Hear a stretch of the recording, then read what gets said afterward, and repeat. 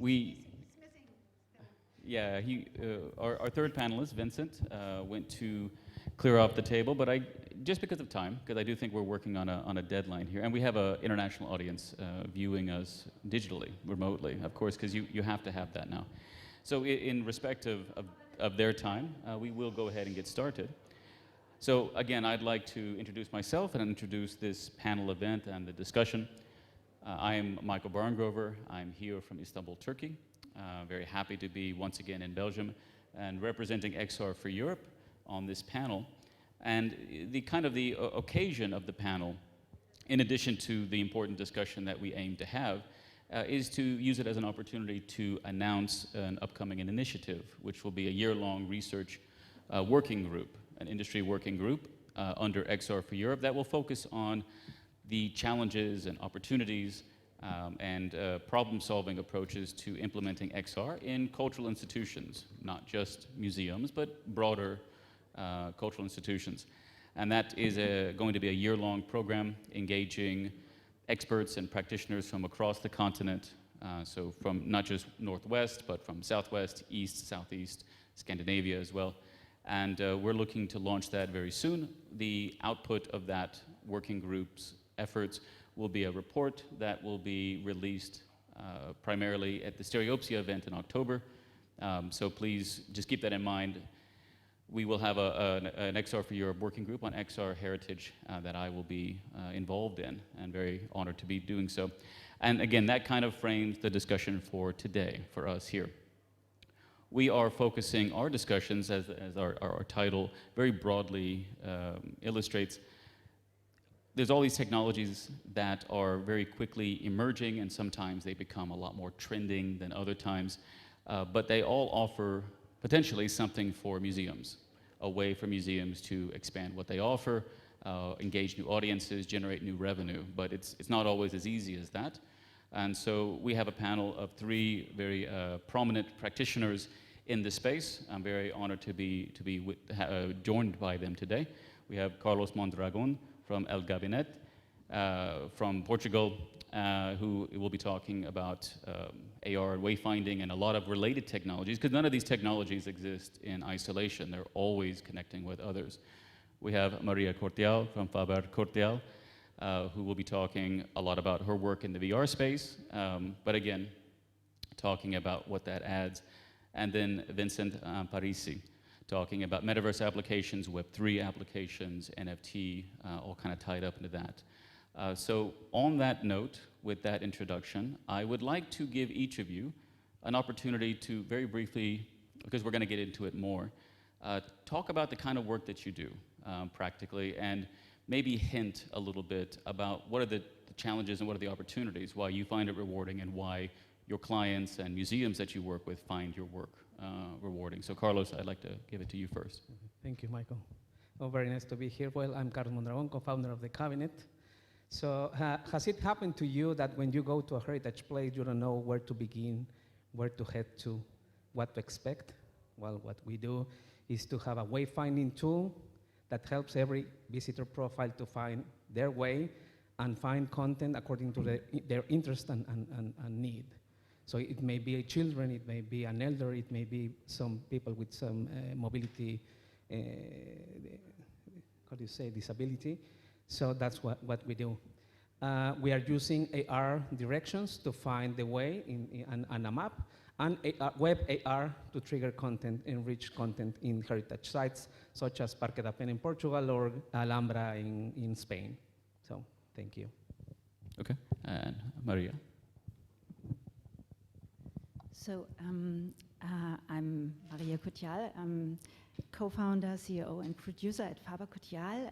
So we are on the market for about 20 years now. Our history is coming from VFX and producing animation, 3D animations. And about 8-9 years ago, we thought it's a good time to dive into the worlds we have been building for so long.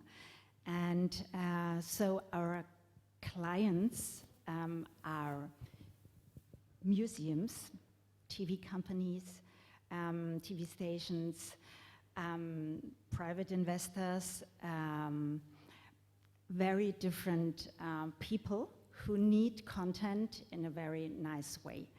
And so our history, for example, with museums is a long way, and so it's always interesting to hear their opinions and when do they want VR, AR, or a normal animation or a film or whatever, and it's depends, and it's changing over the years. It's very interesting how this changed actually, and there are a lot of hurdles and which museums try to focus on, but it's difficult. Maybe we can talk about that later, but it's still a very interesting business, and let's wait and see. Thank you very much. And now Vincent. Thank you. My name is Vincent, and I co-found with some friends the Art NFT Gallery in the Gare Maritime at Tour-et-Taxi in the center of Brussels. And we are a Web3 ecosystem at the service to the artists, gallerists, collectors, and projects who making sense. Okay.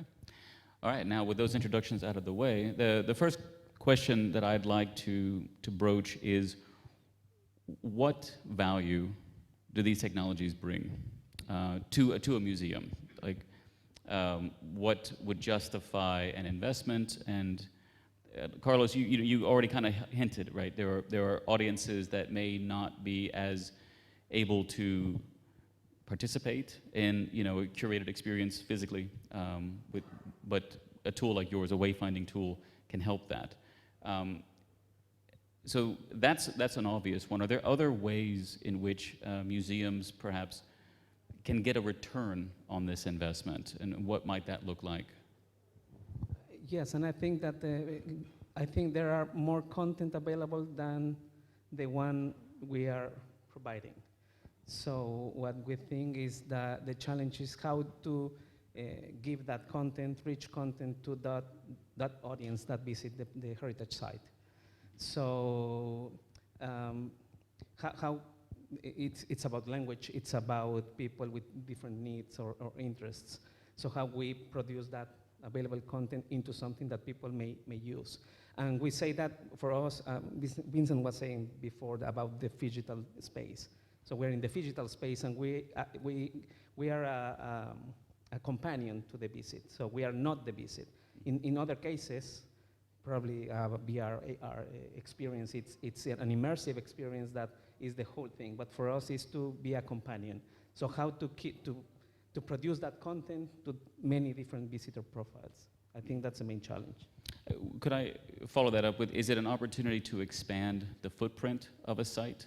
I think you gave an example when we were talking before that you make a very prominently placed landmark now more of a citywide experience. Is it, would you say that it's reasonable for an institution investing in wayfinding and AR or even in VR to expand the footprint beyond a physical limitation? Yes, and I think that could be a quite interesting opportunity, because as I said, content and knowledge is so broad. So you can be enrich that visit. For example, we are developing in Parque da Pena in Lisbon, in Portugal. People are quite interested in nature, but there's not much information or content about the nature of the park. So you could extend the footprint of content about nature, and you can monetize about that. So of course you have the Palace of Pena, and you have the audio guide, and you charge for that, but you may have some sort of audio guide or interactive guide for the nature for the park. So yes, I think you could extend that footprint of experience and content. Maria, I mean, it's kind of segueing into like virtual space is potentially infinite, though obviously the experience is still confined. But what does VR, would you say in a nutshell, what does it offer an institution beyond interesting content that pulls people in?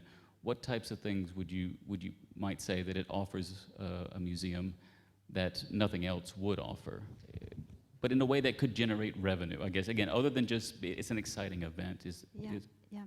So I think at first you have to distinguish between experiences, let it be VR, XR, or whatever, which have been produced especially for a museum, or if it's experiences which you have been producing and you are trying to find more and more locations who are interested to use it for their, let's say, special exhibitions.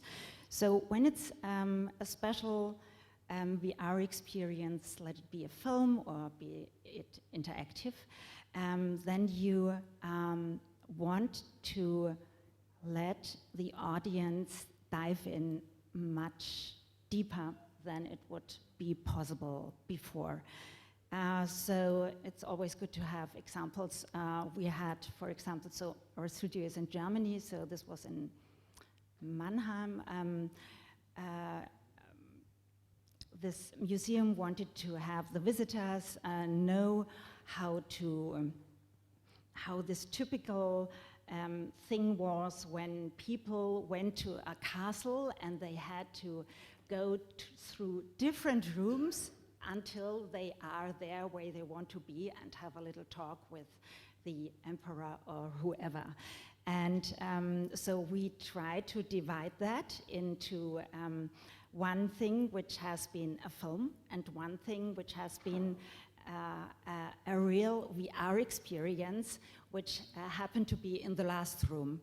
And so people were familiar how this works and how they get from one room to another, which was kind of an interesting thing because there was this presenter woman who had all these rooms in front of her and she showed it.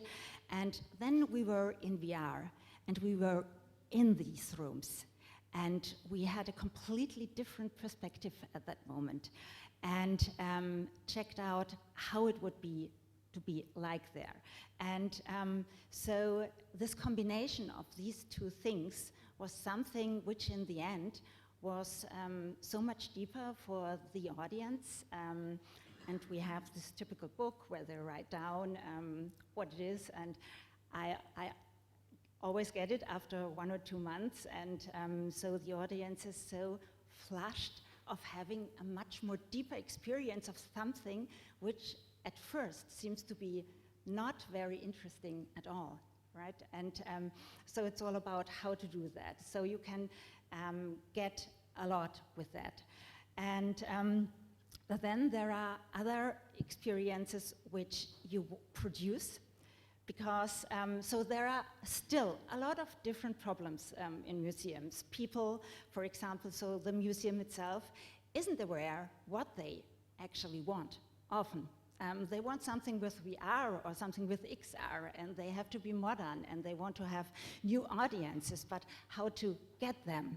And this is something where you, as the one who produces the things, have to do a lot of advice. You have to tell them what is necessary. Yeah, maybe this is your next question. I have to stop. The bottleneck, which is there, depending on the technique, which needs to be there. And so there are so different aspects, and sometimes it's good to have something to present it and say, let's try, have it, use it, and if it's good for you in your maybe special exhibition, then you can use it, you can have an own experience later for you, right? So this is a call for museums to try VR first without necessarily commissioning their own project, right? And maybe learn a little bit, develop a little institutional knowledge of how to exhibit and how to operate. Yeah, so this is still new for a lot of museums, and we produce a lot for museums, and I always try to tell them what the aspects are, pro and contra these things. And so there are a lot of museums still hesitating about that. And if they would have the option to use it, to have the audience to try it and to know that the audience is very interested in that. So this is, of course, a good plan, yeah. I wonder if one of the reasons why there might be a little resistance or hesitance, maybe a sense of owning that work. You know, is that work specifically commissioned and related to what they're conserving, what they're exhibiting, and that type of thing. So that ownership question actually is something that lends itself into the Web3 space. So we were just talking about, maybe museums should just don't feel a need to have original work just for yourself at first.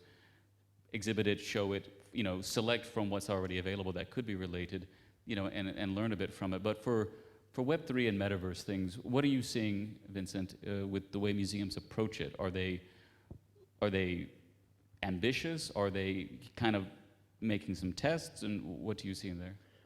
I think it's the starting, and it's not enough for the moment.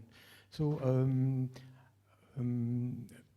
I don't know if the museum make a lot of effort to start their project, but I can speak about what we do in the gallery, because I'm an art NFT gallery, and we help artists to start their collection.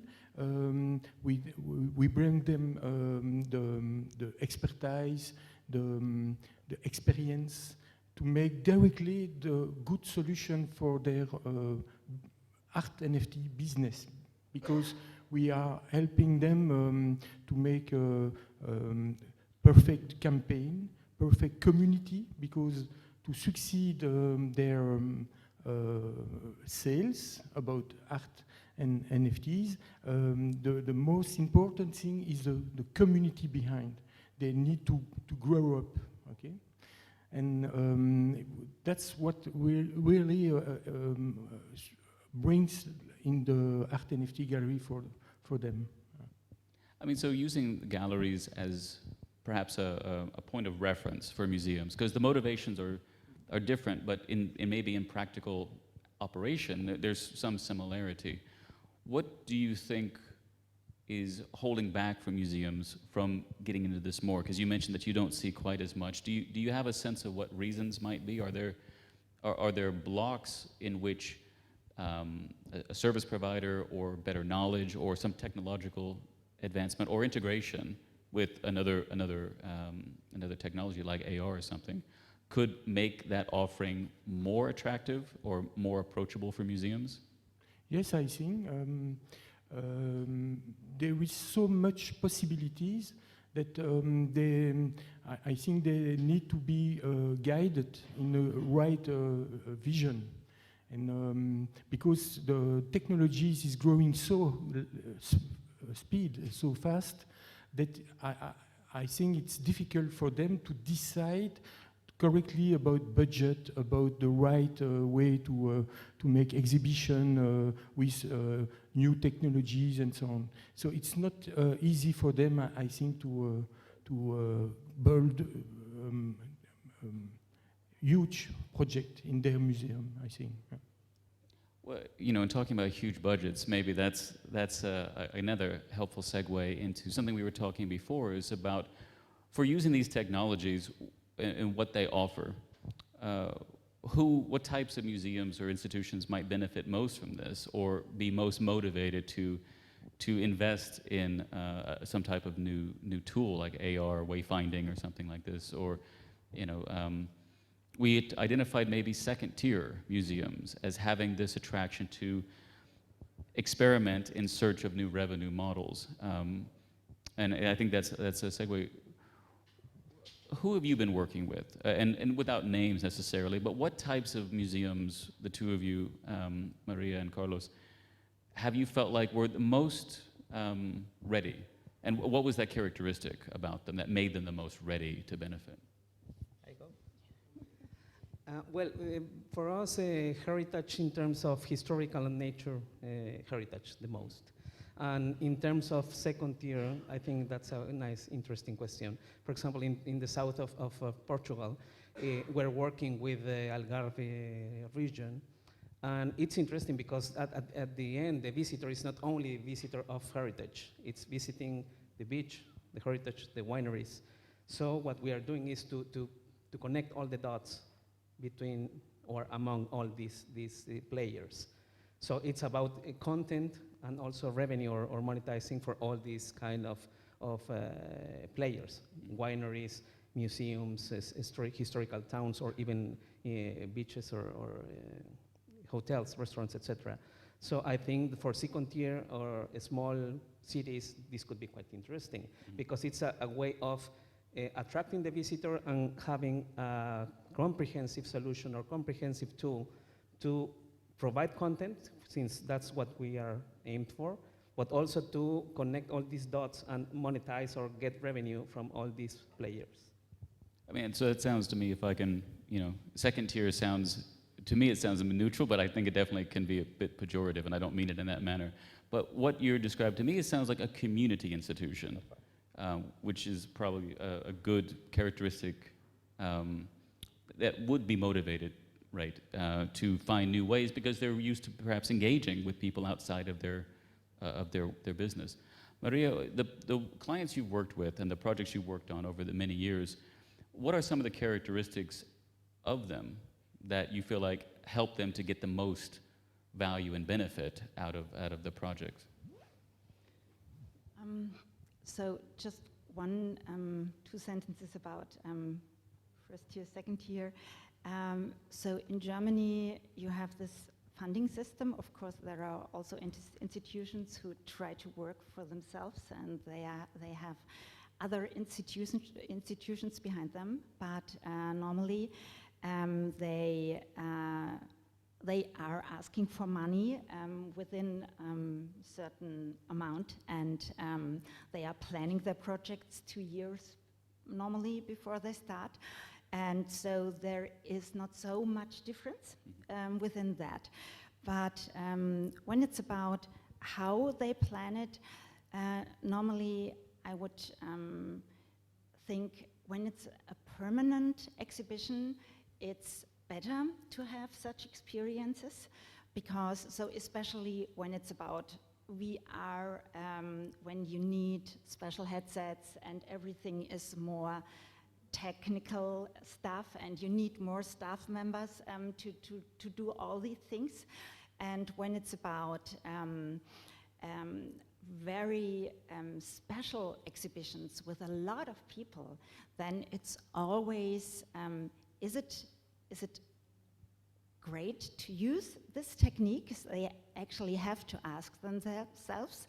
And sometimes it is great, because then they can have a great announcement, and we have great efforts, and we do that, and so this is great to get more people. But sometimes, and we had a lot of discussions, and these first-tier museums say, okay, for the special exhibition, we'll leave it, because we would need much more staff members just for that, and sometimes they can't raise the entry fee just for that. And this is a special problem. But for permanent exhibitions, it's very interesting to have something which they can also offer, and where also new and other younger people are also very interested. But I have to say, also the elder ones are so fascinated by this medium, so it's for all generations, yeah. So you mentioned before that there were these bottlenecks, or these hurdles in the institutions, and you kind of, I think, alluded to it again, is the staffing or the human resource support. And so in a permanent exhibition, right, you probably, if you're a museum, you can assign someone in your staff to just have this training, and they're going to be there a while, and so there's, it's worthwhile to make that investment. But for museums that, these shorter-term exhibitions, these timed exhibitions, do you see VR, or how does VR maybe generate return there? I mean, making it a little bit perhaps more prominent, the announcement, yeah. But then, like you mentioned, there's the issue of then servicing it, or running it with staff. So I guess I'm trying to get around to understanding, is VR most appropriate for long-term investments for a museum, and thus should be seen in that manner? Or is it possible that VR can still be something a little bit smaller scale, or not? What are you, just throwing it out there? Yeah, so when it's for permanent exhibitions, there aren't so many people at once within the exhibition, and they can handle it with less hardware and less staff members who are responsible for that. So this is better to do. But when it's about very special exhibitions, you need to have this huge thing. So, and then it works, but you have to do a lot of marketing, and so that people know there is something very special and you have a lot of effort, but it's worth it. And so there are these huge exhibitions which partly are just about one theme and just about VR, with VR, and then it works. But when it's a little bit of this and a little bit of that, and it's a special exhibition, then I think it's difficult. We had a lot of discussions, and most of the time people say, okay, when it's a special exhibition, we leave it or we focus on it. And so this or that makes sense. Mm. So for permanent exhibitions, though, the metaverse, these virtual exhibition spaces obviously can be permanent. So, Vincent, what are you seeing in regards to these more web-based, web VR types of applications? Because obviously that's where NFTs have been populating.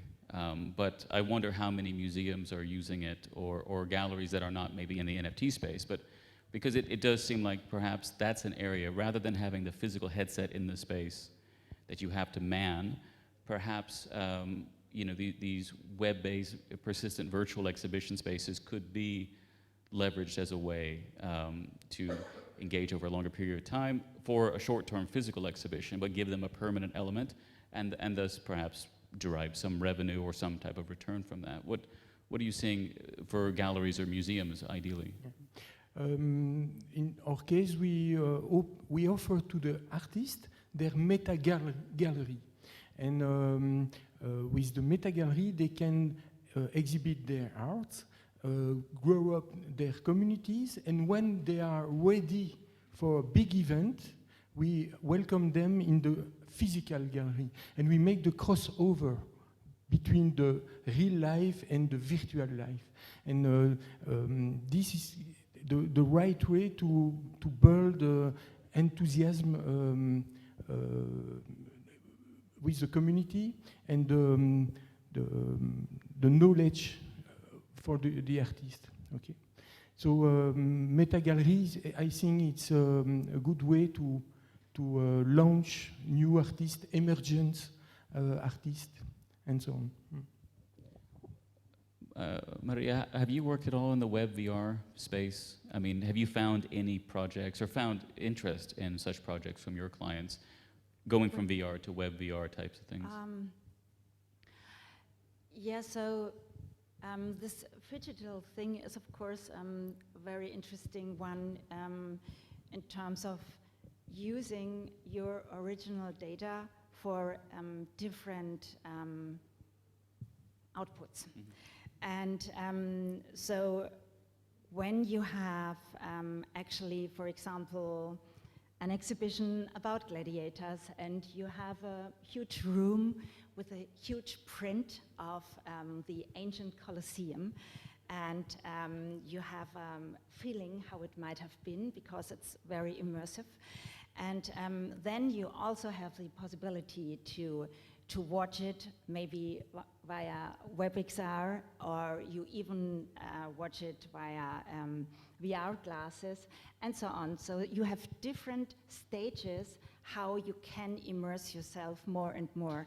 This is, of course, an interesting option to make it also interesting for museums to say, okay, maybe it's not within the exhibition, but we can offer that as a next option, and take them this at home and have it there, for example.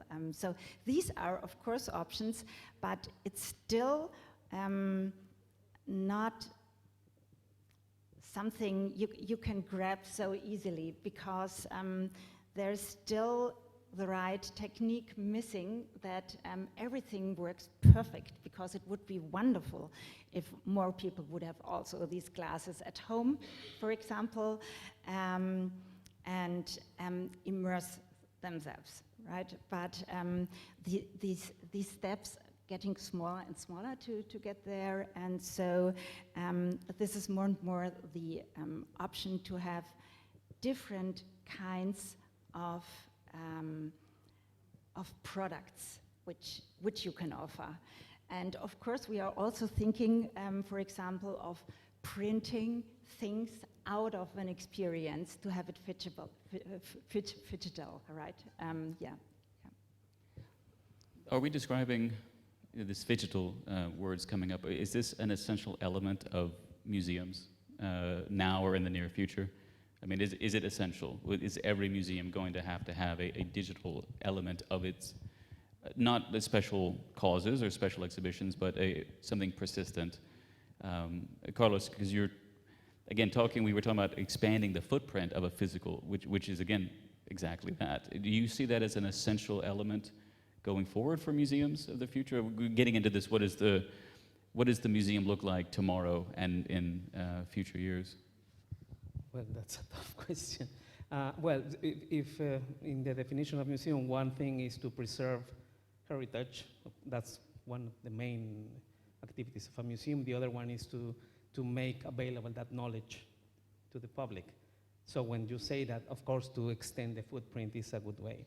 So not only in the physical space, but in the digital space, especially in museums or places where your collection is not wholly exhibited. So yes, of course, the digital space is quite interesting. And when you have immersive technologies available, it would be much, much better to do that. Because in many cases, if you talk about archaeological museums, you have stones, but you don't know how these stones were used back then. So of course, the digital space there are quite interesting. So for me, the digital experience is quite interesting because a lot of people go to the heritage place, but the digital space for interpretation, I think that's huge. Well, then it also makes me think now, you know, when you have physical, it's finite. So the amount of content that you could make for it, that you could exhibit around it is also finite. But when we start to get into this digital space, the amount of content that could be present obviously is exponentially much larger, and it was something that we talked about before, about the challenges of one of the bottlenecks being creating the content, right? Particularly maybe perhaps in AR and maybe even as well in more blockchain, NFT, Web3 types of things, but in the VR, right? Like, it's still something that often has to be custom made. There's not a whole lot that they can contribute to it, right? They can give you scripts and these things, but that might be the limit. And just to kind of wrap up, I think some of the topics we're talking about, because you know AI was one of those, and I think when we're talking about AI, we're talking about creative tools, you know, for generating content specifically. And so I'd just like to kind of, from each of your perspectives, where you see these new trending AI services, where you see them most likely to create value, or risk. The example that you gave of rocks, right? I can imagine someone saying, all right, you know, tell me the story of these rocks, because, you know, I'm a poor student, the museum or the site doesn't have a lot of resources, so they're giving it to someone to create the content. And ChatGPT, for example, creates an incredible story about the history of that site. It's just not particularly accurate or connected to the site, but who would know, right, until someone checks it. And when you have tons and tons of content that needs a human to check it, that obviously, that creates another bottleneck. So that just came to me, but for each of your specific kind of domains, where do you see these new emerging AI tools most likely to add value or to disrupt? And anyone can go first on that one. For example, currently we are experiment the Pope NFTs. Pope meaning proof of attendees. In fact, it's your ticket of a museum or an event, and it can be an NFT with utilities to onboard people to new advantage, promotion, and so on. So Pope NFTs for the museum, events, and gallery, it's a good tool to onboard new visitors and to convert them to as a customer, for example, to develop the fidelity of the audience. So this is, of course, when it's about AI, this is a very interesting question for us as a studio and content makers, of course. And I don't know, you have heard maybe there is this ongoing story of Semi Seinfeld and this American series, which is going on for, I don't know, years now, an ongoing AI stream. And so this is getting better and better, and this is no longer just 2D, it's getting even 3D.